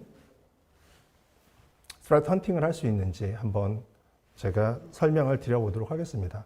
크게 4가지 방법으로 진행을 좀 할 거고요. 처음에 우리가 이미 알고 있듯이 우리가 필요하면 예를 들어 시드를 통해서 URI가 있다 또는 도메인이 있다 아니면 IP 블록이 있다라고 하면 그 정보를 기반으로 해서 우리는 자산에 대한 정보를 이제 수집을 합니다. 그리고 그 자산에 대한 엔티티에 대한 관련된 테크놀로지와 그 각 테크놀로지가 가지고 있는 이슈에 대한 부분들을 이제 목록화하고 리스트화 시키죠. 그리고 이슈 기반 또는 자산 기반, 기술 기반으로 하나씩 좀 딥하게 들어가면서 추가적으로 이 시스템, 이 자산, 이 테크놀로지가 어떤 위협을 가지고 있는지에 대한 부분들을 이제 저희가 확인을 할 수가 있습니다. 처음에 요구 방식의 위협 중심 체크는 이미 앞에서 강양호 수석이 설명을 해드렸듯이 프로젝트를 생성을 하고 하나의 리파지토리, 콜렉션을 생성하고 난 후에 하나의 시드를 심습니다. 시드는 도메인이 될 수도 있고요. URI가 될 수도 있고 그리고 SSL 서티피케이션이 될 수도 있습니다. 이것들을 하나의 컬렉션 안에 쭉 집어넣고 이렇게 검색을 하게 되면 내부 검색 엔진을 통해서 테크놀로지에 대한 부분, 엔티티에 대한 부분, 테크놀로지에 대한 부분, 그리고 각 엔티티와 테크놀로지가 가지고 있는 이슈에 대한 부분들을 전체적으로 이제 분석하고 이렇게 UI로 보여드리게 되죠. 그래서 지금 보면은 1357개의 테크놀로지가 탐색이 됐고 그 안에서 2086개의 이슈가 이제 확인된 것을 확인을 할 수가 있습니다. 제가 만들 때 에크미 락스페이스라고 하는 도메인을 기반으로 만들었기 때문에 이 부분을 한번 추가적으로 클릭을 해보면 지금 보시는 것 같이 여러 개의 이슈 사항들이 이제 확인이 됐고 그 안에서 워드프레스 컨피그레이션 인포메이션 리그라고 하는 특정 컨피그레이션 파일이 노출될 수 있는 위험이 있다라고 하고 이 부분을 크리티컬로 랭크해서 저희한테 알려주게 되어 있습니다. 그러면 이 부분을 좀 더 디테일하게 안으로 들어가 보면 실제 이 워드프레스라고 하는 CMS가 가지고 있는 이 취약점, 이슈에 대한 어떻게 보면 잘못 구성된 미스컨피규레이션이죠. 그래서 이 이슈를 해결하기 위해서는 컨피규레이션에 대한 퍼미션 변경을 해야 된다라고 해서 레미디에이션에 대한 부분을 알려주고 있고요. 그리고 관련 레퍼런스 문서를 제공을 하고 있고 그리고 실제 이 파일이, 이 미스컨피규레이션이 왜 잘못됐는지에 대한 증명 자료를 제공을 하는데 php.100이라고 하는 백업 파일을 개발자가 아마 만들면서 그 퍼미션에 대한 부분을 잘못 설정한 걸로 이해를 이제 하고 있습니다. 그래서 이 이슈를 해결하기 위해서는 실제 그 컨피규레이션에 대한 퍼미션을 변경해야 된다라는 거죠. 그리고 이제 마지막으로 보면 low JSON이라고 되어 있는데 이 부분은 맨디언트 ASM이 가지고 있는 검색 스크립트의 피드백이 온 low 데이터라고 보시면 됩니다. 지금 여기에 보시면 실제 config.php.100에 있는 실제 config 파일들이 어떤 것들인지 쭉 다 보여주고 있는데 어떻게 보면 로우 데이터라고 이제 말씀을 드리는 부분이 실제 이 제이슨 코드를 기반으로 해서 여러분들이 보시는 UI 화면에 대한 정보들이 제공된다라고 이해를 해 주시면 될 것 같습니다. 그러면 이제 이슈 기반으로 이제 악용 가능에 대한 부분들을 좀 확인을 했죠. 그러면 실제 시스템 안에 악용 가능할 수 있는 부분과 취약점들이 어떤 것들이 있는지 저기에 있는 특정 호스트 IP 이 해당 취약점을 가지고 있는 호스트 안으로 한번 들어가 보도록 하겠습니다. 호스트 안으로 들어가게 되면 실제 ASM에서 어떤 취약점을 점검했는지를 이제 확인을 할 수가 있죠. 아파치에 대한 부분, 그리고 미스컨피규레이션을 확인했던 URI 브루트포스에 대한 그 부분, 그리고 log4j에 대한 취약점에 대한 부분을 ASM에서 1차적으로 점검을 했구나라는 걸 이해를 할 수가 있고요. 여러 가지 이슈에 대한 부분들은 이제 확인이 되지 않았지만 로그프로스에 대한 취약점, 멀 컨피규레이션에 대한 부분은 한 4개 정도 확인이 된 것을 추가적으로 이제 저희가 확인을 할 수가 있습니다. 그리고 추가적으로 보셔야 되는 게 테크놀로지 안에 들어가면 CP라고 해서 Common Platform Enumeration이라고 하는 실제 우리가 기술들을 공통적으로 표현할 때 쓰는 포맷이 이제 잡혀져 있죠. 그래서 시스템에 또는 시스템과 서비스 OS에 대한 각 테크놀로지들이 들어가 있고 그와 관련된 버전 정보들이 쭉 같이 이제 확인이 되는 것을 확인을 할 수가 있습니다.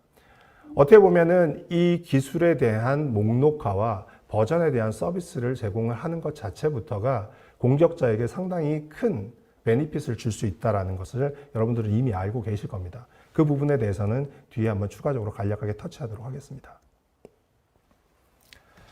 그리고 시스템 안에 이제 취약점에 대한 버저닝과 백포팅의 지원이라고 이제 저희가 명명을 했는데 시스템 안에 운영되고 있는 서비스와 어플리케이션에 대한 취약점, 각 버전에 대한 취약점들을 쭉 다 리스트하고 있습니다. 리스트해주고 있고, 그리고 백포팅에 대한 부분을 지원한다라는 부분은 실제 내부에서 PHP 4.0으로 웹서버를 구축을 했어요. 근데 EOS가 된 상황에서 몇 년이 지났습니다. 그리고 또 다른 웹 서비스를 구축을 할 때 PHP로 구성을 했는데 이때는 PHP 7점대로 구성을 했어요. 근데 7점대로 구성을 한 후에 취약점이 발표가 됐는데 기존 PHP가 가지고 있는 코어가 가지고 있는 취약점이 발표가 됐는데 거기에 버퍼 오버플로우를 일으키는 취약점이 있다라고 하면 7점대는 패치가 가능하지만 EOS가 된 4점대는 패치가 어렵습니다. 그때 백포팅을 해준다라는 것은 실제 백포팅 패키지 같은 여러 가지 패키지를 만들고 난 후에 그에 대한 4점대도 여전히 서비스 받을 수 있는 패치에 대한 부분을 서비스할 수 있는 서비스를 제공하는 걸 백포팅이라고 얘기하고 있습니다. 여기 보면 워드 컨택트 폼도 보면 락 랍스터 5.1점대 버전이 지금 보면은 취약하다고 나오고 현재 5.3.2 버전에서 이 취약점이 확인이 됐지만 실제 5.1도 취약점에 대한 패치가 가능하게끔 서비스를 해줄 수 있다는 부분이 어떻게 보면 큰 강점으로 말씀을 드릴 수가 있겠습니다.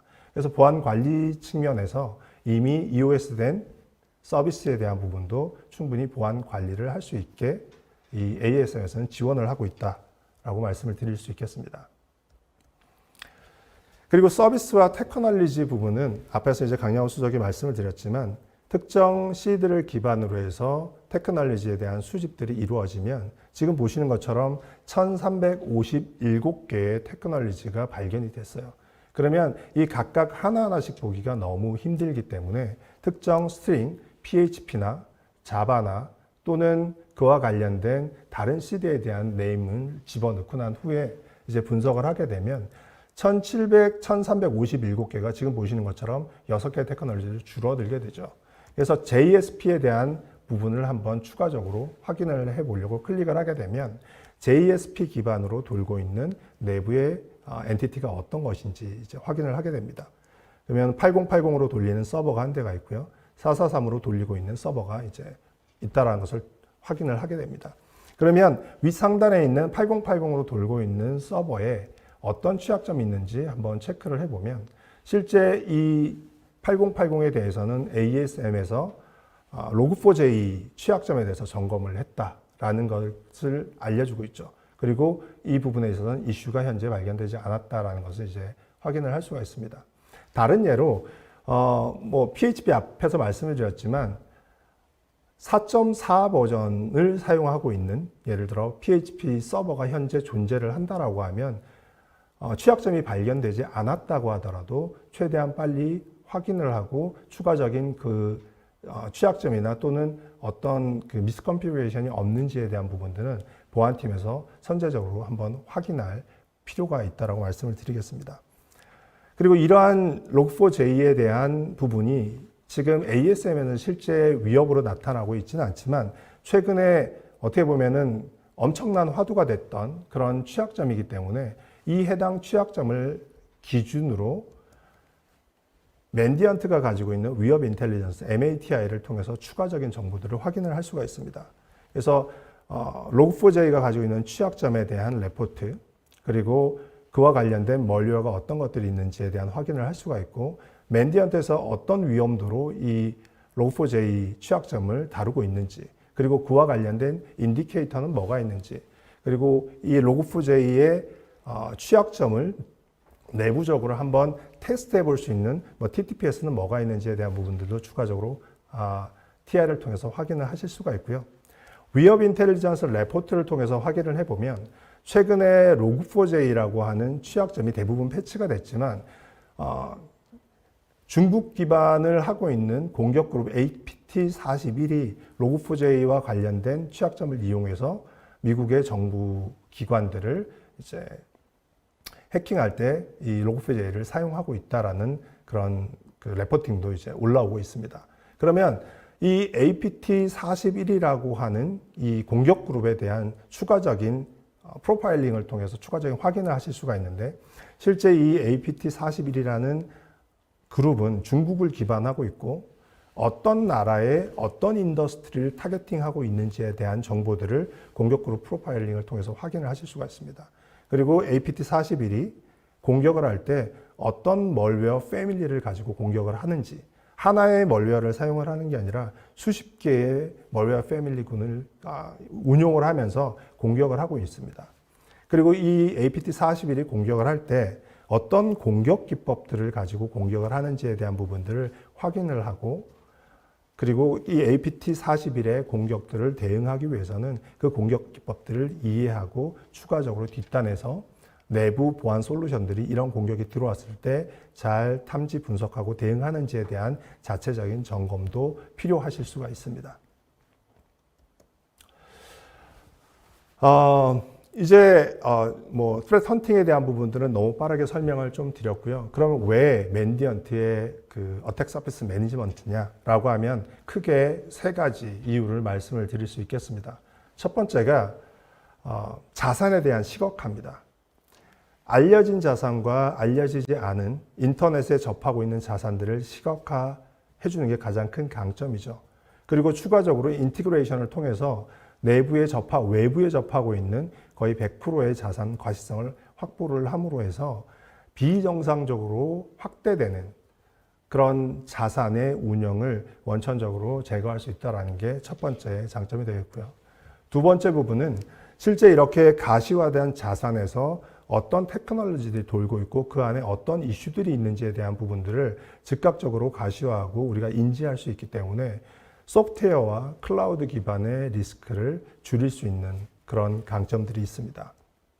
그리고 마지막으로 자산을 시각화하고 그 안에 돌고 있는 소프트웨어와 테크놀로지에 대한 이슈들을 파악했기 때문에 새로운 자산들, 뭐 보안팀이 알고 있지 못하는 상황에서 새롭게 서비스되는 그런 자산들이 언제 런치가 됐고 언제 시작이 됐고 그리고 어떤 서비스들이 그 안에 돌고 있고 예를 들어 그 안에 추가적인 취약점이 발견이 된다라고 하면 즉각적으로 대응할 수 있는 환경을 만들어줄 수 있는 게 맨디언트 ASM의 가장 큰 장점이라고 말씀을 드릴 수 있겠습니다. 제가 말씀드렸던 부분은 이제 다 설명을 드렸는데 앞에 제가 발표를 시작할 때 3가지 질문을 드렸습니다. 공격자는 우리를 어떤 방식으로 보고 있는지, 그리고 우리 조직은 취약한 공격 표면은 우리 조직의 취약한 공격 표면은 어디일까? 그리고 잠재적인 공격에 우리 조직은 이미 노출되어 있나라는 3가지 질문을 좀 드렸습니다. 그러면 이 오늘 3 세션을 통해서 이 충분한 답변을 얻지 못했을 수 있어요. 그래서 잠재적인 공격에 우리 조직은 이미 노출되어 있나라고 하는 부분들은 자문을 하신다고 해도 실질적인 어택 서피스 프로파일링에 대한 매니지먼트가 되지 않기 때문에 답변을 찾기가 상당히 어려울 수 있습니다. ASM의 가장 큰 장점은 SaaS 기반의 디플로이가 상당히 쉽고요. 초기 세팅이 정말 간편하기 때문에 이에 제가 말씀드렸던 이 3가지 질문을 그냥 간단한 POC를 통해서 한 며칠 사이에 충분히 확인할 수 있기 때문에 필요한 부분들이 있다라고 하면 POC 요청을 부탁드리도록 하겠습니다. 이제 퀴즈 타임이 됐죠. 어택 서피스 매니지먼트를 통해서 공격자에게 보여지는 조직의 자산 정보 그리고 취약점을 확인한 후에 추가적인 위협에 대한 취약점 상세 정보 그리고 공격 기법들 그리고 보안 동향 그리고 앞에서 설명드렸던 APT와 같은 공격 정보들에 대한 위협 인텔리전스 확인을 하려고 하면 조직에서는 어떤 보안 구성을 해야 할까요? 1번, ASM과 취약점 관리 솔루션을 이용한다. 2번, ASM과 위협 인텔리전스 플랫폼을 이용한다. 3번, ASM과 레드팀을 운영해 본다. 4번, ASM과 침투 테스트를 이용한다. 네, 이 4가지 안 중에 하나를 선택해 주시면 되겠습니다. 네, 이것으로 제가 준비한 오늘의 세션은 마치도록 하겠습니다. 감사합니다. Cybercrime isn't a problem you solve or a fight you win. It's a constant battle, fought every day. It's rats in New York, rain in London, delays in airports. It's a given. If you can be hacked, you will be hacked. Dave will open that phishing scam email. Sarah will access that public Wi-Fi, and you will be compromised. At Mandiant, we don't say this to be depressing or defeatist. We say it as motivation, as a reminder to solidify your commitment and to harden your resolve. Too many businesses are overwhelmed by the threats coming their way when they need to fully commit and never, never, never give in. That's where we come in. We counter every threat with a response, every probe with a shadow, every attack with an inspired defense. It's not enough to stop the breaches. We work to stop the attackers. This is the reality of business today, and we will be there 24/7, not just responding, but proactively preparing. We can never get ahead of cyber criminals, but we have the intelligence, the expertise, and the technology platform to never let them win. Stay relentless.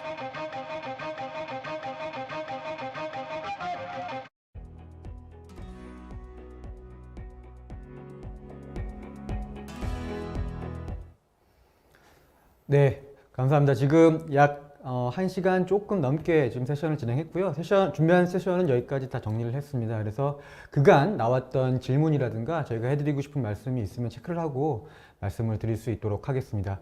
저희가 올해 처음 한 이제 웨비나 맨디언트 데이였는데요. 저희 좀 아까 방금 수치를 보고 놀랐던 게 등록을 하고 참석하신 참석률이 보통 60% 넘기가 쉽지 않은데 오늘 85%나 참석을 해주셨습니다. 그래서 이렇게까지 관심을 많이 보여주셔서 감사드리고요. 이거는 또 저한테 하나의 또 부담이 될 수 있으니까 열심히 하도록 하겠습니다. 또 참석도 많이 해주셨지만 채팅창도 엄청 활발하게 좋은 질문 많이 주셨고 또 세션마다 퀴즈를 드렸는데 퀴즈가 사실은 어렵을 수 있는 처음 들어보시는 용어라서 힘드셨을 텐데도 굉장히 많은 분이 정말 정답을 맞춰주셔서 더할 나 없이 감사하다고 말씀드릴 수 있을 것 같습니다.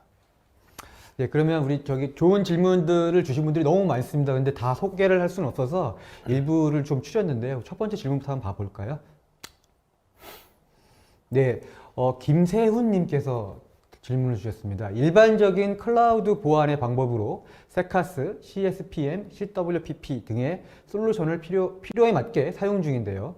ASM을 사용 시 클라우드 전 영역을 커버할 수 있는지, 비용적으로 유리한 점이 있는지 궁금합니다. 라고 하셨네요. 네, 너무 좋은 질문이자 사실 좀 날카로운 질문이기도 한 것 같은데요. 아마도 제가 잘 모르지만 아마 클라우드에 대한 보안이나 클라우드의 관리에 대한 부분들을 많이 집중하고 계신 것으로 보여집니다. 쓰시는 세카스 서비스 CSPM, CWPP와 ASM은 중복되고 중첩된 영역이 분명히 있습니다. 근데 가장 큰 차이점이라고 할 수 있는 부분은 어쨌든 세카스, CSPM, CWPP는 내가 식별하고 관리하는 정확한 자산 스코프 내의 것들을 식별한 자산에 대한 관리를 하는 영역이죠. 그러니까 그렇기 때문에 좀 더 정확하고 깊은 뎁스를 가져간다고 보면 어떻게 보면 ASM은 거기서 놓칠 수 있는, 그러니까 예를 들면 CSPM이 관리하는 내 거라고 생각했던 것 외에 우리 개발자가 갑자기 뭔가 유사한 것들을 사용하고 있는 인스턴스가 있다든지 그런 유닛들이 있는지를 확인하기 위한 조금 더 중첩되지 않은 다른 영역을 볼 수 있다고 말씀드릴 수 있을 것 같고요. ASM을 사용할 때 클라우드를 전체를 볼 수 있느냐, 볼 수 있다고 표현할 수도 있지만 또 반대로 말하면 노출되어 있는 서비스를 볼 수 있다라고 설명을 드릴 수 있습니다. 인터넷 기준으로 외부에, 그 이야기 즉슨 우리도 볼 수 있고 남도 볼 수 있고 공격자도 볼 수 있는 그러한 현황에 대한 현황을 관리하는 부분이 있기 때문에 좀 장점과 차별점이 있고요. 비용적인 부분에 대해서는 제가 코멘트할 것은 아니지만 현재 가지고 있는 솔루션에서 분명히 보지 못하는 부분들이 존재하는 것을 확인하는 그런 비용적인 장점이 있지 않을까 생각합니다. 네, 현재 사용하고 있는 세카스와 CSPM, CWPP가 영역이 얼만큼이고 이쪽에서 좀 부족한 부분들이 어떻게 되는지에 따라서 ASM을 혼재했을 때 비용을 절감할 수도 있고 더 들어갈 수도 있겠죠. 그렇죠. 하지만 네. 그거는 이제 면밀하게 얘기를 따져봐야 될 것 같고 맞습니다. 아마 분명히 기존 서비스 등의 비용을 절감을 하면서 ASM 할 수 있는 방법도 있지 않을까라고 생각이 들긴 합니다. 한 가지 코멘트를 더 보태면은 김세훈님 같이 지금 현재 질문 주신 것처럼 클라우드에 대한 어떤 관리를 중요하게 생각하시는 조직에 계신 분이시라면 아마 ASM은 도입하시면 굉장히 좋은 효과를 보실 수 있을 거라고 생각합니다. 네. 자, 그럼 다음 질문 한번 봐보겠습니다. 네, 이규승님께서 주셨고요. 아무리 좋은 솔루션도 정제된 양질의 결과가 없으면 실무자의 업무 부담은 많을 텐데요. 업무 부담을 줄이기 위한 기능은 어떤 것이 있는지요? 사실 아까 제 첫 번째 세션 할 때 제가 잠깐 말씀드리기도 했는데요. 제일 중요한 질문을 주셨던 것 같아요. 사실은 저희가 차별성이라고 볼 수도 있을 부분 중에 하나인데요. 정보를 식별하는 부분들은 노하우도 있고 방법론의 차이가 있겠지만 어떻게 보면은 외부에 이미 노출되어 있는 걸 얼마나 빨리 식별하느냐, 정리하느냐의 차이점으로 얘기할 수 있다 그러면 업무의 부담은 식별된 자산에 대해서 위협과 위험이 나한테 얼마나 있는지를 빠르게 정확하게 식별하는 게 중요하죠. 맨디언트 어드밴티지에 있는 ASM의 경우에는 맨디언트가 가지고 있는 전문적인 경험과 위협에 대한 정보가 이 근간에 깔려 있기 때문에 하나의 위협을 도출해서 이슈라고 표현드렸는데 그 이슈의 정합성이라든지 당위성이라든지 우선시되는 위급성 같은 것들이 굉장히 명확하고요. 그 기준이 명확하고 또 하나는 그거를 검증하는 그런 여러 가지 소위 말하는 취약점 점검 항목 같은 것들이 그냥 막 여기저기서 굴러다니는 것들을 그냥 쓰는 게 아니라 맨디언트에서 확인하고 위험하다고 확인된 것들을 위주로 우선순위를 높이기 때문에 그것들을 가지고 그런 부분들을 믿고 그 업무를 우선순위를 정하시면 불필요한 것들, 저희가 세부적으로 UI에서 설명드리지 않은 부분 중에 컨펌드, 언컨펌드 이런 부분도 있고요. 정보의 단계가 4단계 이상으로 구분되는 것도 있습니다. 이런 부분들을 적극적으로 활용할 수 있게 제공해 드리는데 그 근간에는 위협 인텔리전스 정보가 있다는 걸 설명드릴 수 있을 것 같습니다. 네. 네, 그러면 다음 질문 한번 봐보겠습니다. 박지환 님이 주셨습니다. ASM에서 탐지부터 리포팅까지 주기적인 작업을 각 데브옵스에서 조직에 맞게 그룹을 만들고 수집된 데이터를 나눠서 발송까지 할 수 있도록 자동화가 가능할까요? 라는 질문이 있습니다. 정확하게 사실은 뭐 이제 제가 여기 이 자리에서 그 질의응답으로 다룰 수 있을 내용은 아닌 것 같습니다. 그리고 여기서 ASM이 그런 기능을 정확하게 제공합니까라는 의미로 질문을 주셨다면 사실 좀 검토를 해봐야 됩니다. 근데 저희가 그 아까 중간에 그 김상무님의 세션에서 설명을 한번 했었는데요. 버저닝이라든지 이런 그 백포팅이라든지 기능들을 제공하고 그런 워크플로우를 가지고 있는 부분들은 정확하게 데브세곱스의 그 어떤 루틴과 맞아떨어집니다. 식별을 하는 단계부터 관리, 뭐 소위 형상을 관리하고 버저닝을 해서 백포팅을 하고 다시 그것들을 루틴하게 반복할 수 있는 저희의 워크플로우와 데브세곱스의 그런 부분들은 굉장히 맞닿아 있다라는 부분을 한번 설명드릴 수 있을 것 같고요. 그 다음에 자동화하고 어떻게 그 처리하는 부분들을 이제 구현하는 방법들은 사실은 정형화되어 있는 플랫폼은 아니기 때문에 그 부분에서 ASM이 저희가 제공하고 있는 API 펑션이라든지 그런 정보를 어떻게 활용할 수 있는지는 좀 세부적으로 협의가 가능하겠지만 저희 그 엔지니어 팀에서도 ASM 제품을 리뷰하면서 이거는 큰 그림이 분명히 있다. 데브세곱스 같은 그 옵스 조직에서의 쓰기 위한 어떤 워크플로우를 충분히 담고 있다는 얘기를 한 적이 있습니다. 이런 것처럼 충분히 가능성이 있을 것 같고 그런 부분에 대해서 기회가 된다면 저희가 조금 좋은 검토와 논의를 해볼 수 있으면 좋을 것 같습니다.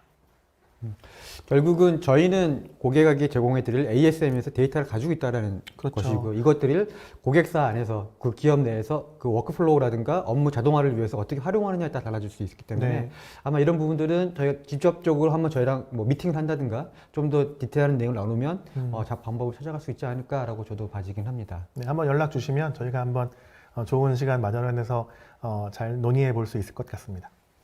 예, 그럼 다음 질문 좀 봐보겠습니다. 예, 강상우 님이 주셨습니다. 로그4j와 같이 제로데이 취약점이 있는 자산도 빠르게 찾아줄 수 있을까요?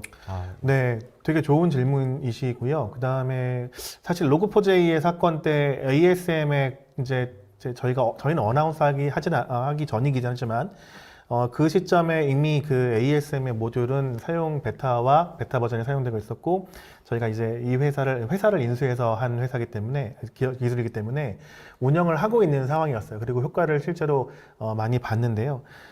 사실 아까 잠깐 말씀드렸는데 세션에서도 로그4j 사건이 일어났을 때 사실 로그4j의 취약점 패치를 하는 부분들이 어려워서 힘들었던 게 아니라 우리 기업의 로그4j가 어디 있는지를 식별하는 게 너무 어려웠죠. 근데 말씀드린 것처럼 예를 들면 로그4j가 쓰여진다는 얘기는 어떻게 보면 어떤 그 라이브러리가 웹 서비스나 대외적인 그 호스팅 서비스, 프로토콜 서비스에 사용되고 있다는 반증인데요.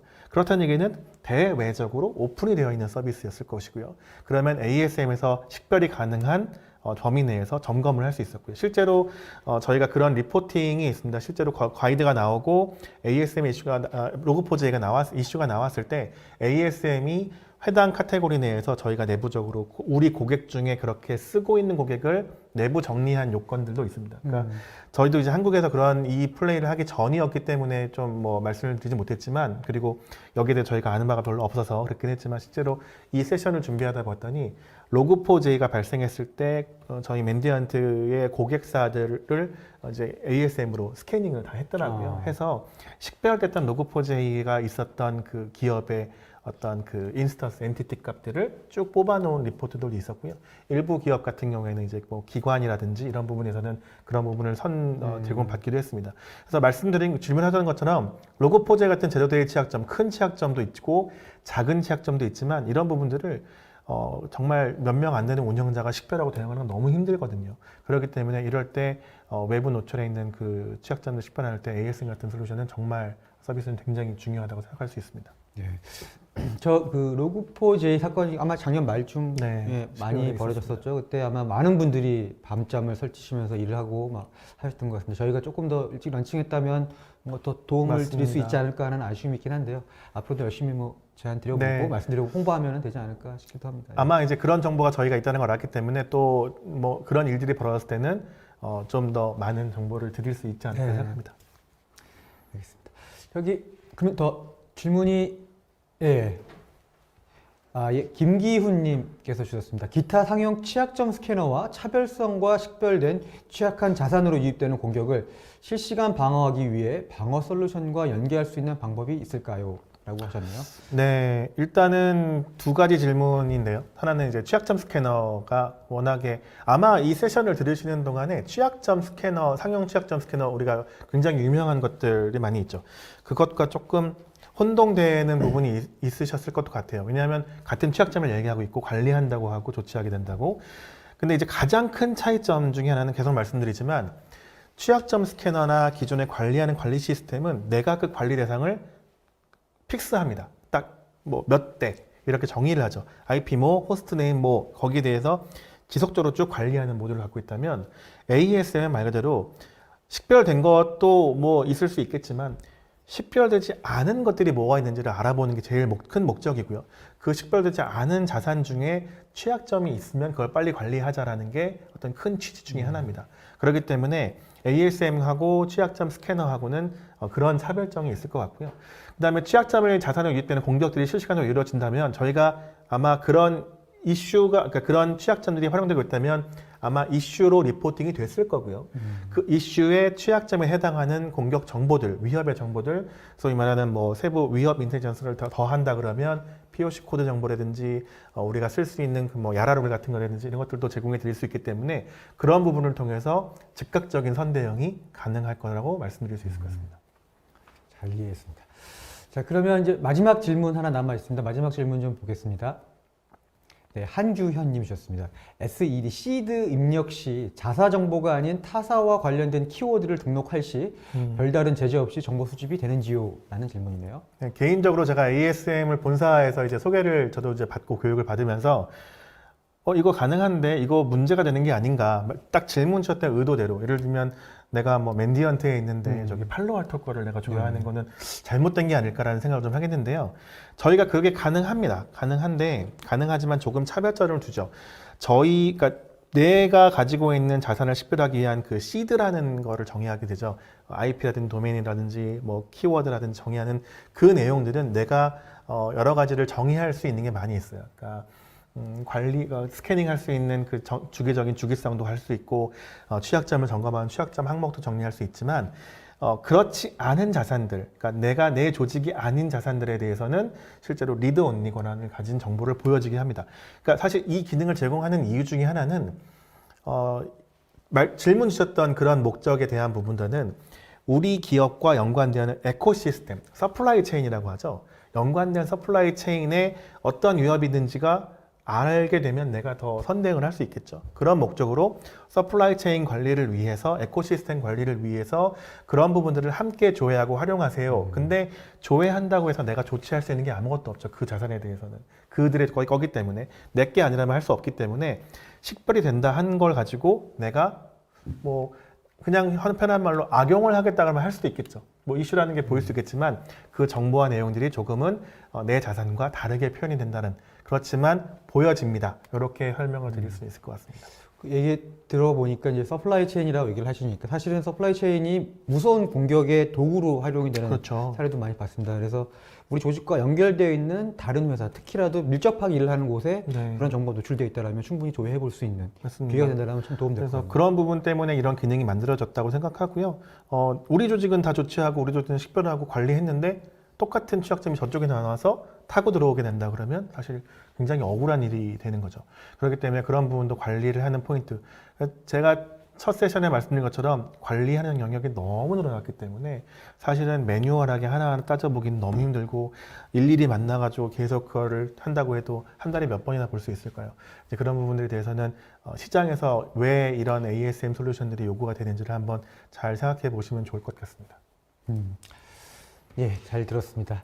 저희가 이제 지금 추린 질문, 좋은 질문들은 다 여기까지를 정리를 하고요. 그러면 이제 오늘 저희가 준비한 모든 시간은 이제 마무리가 됐습니다. 1시간 한 30여 분 정도 진행을 했고요. 아마 좀 있으면 저희 화면상으로 설문지가 나가게 될 겁니다. 그래서 설문지를 보시고 좀 심성 있게 작성 주시면 저희가 또 확인하고 많은 도움을 얻고 또 선물도 드릴 수 있도록 하겠습니다. 그리고 또한 오늘 이제 저희가 설명드린 ASM에 대해서는 저희가 많이 준비를 했다고 하지만 사실은 부족할 수밖에 없습니다. 그래서 각 기업 내 지금 검토하시는 부분들에서 기업 내 활용할 수 있는 방안이라든가 관심 있는 부분, 그리고 또 의문 사항들 다 다를 거라고 생각합니다. 그래서 저희한테 오늘 이걸로 끝이 아니라 앞으로 또 추가적으로 인터널하게 세션이라든가 또는 POC, POV가 필요하신 부분들은 설문지에다 남겨주시면 저희가 다 확인을 하고 일일이 연락드리고 지원을 드릴 수 있도록 하겠습니다. 아무쪼록 저희 쪽 오늘 맨디언트 데이 웨비나에 많은 성원 주셔서 정말 감사드리고요. 다음에 저희가 2분기 5월쯤으로 계획을 하고 있는데 그때 좀 더 상황이 많이 좋아져서 그때는 정말 직접 뵙고 할 수 있는 오프라인 세미나를 준비해 보도록 계획을 하고 있습니다. 앞으로도 열심히 준비하도록 하겠고요. 오늘 참석 주셔서 감사합니다. 감사합니다.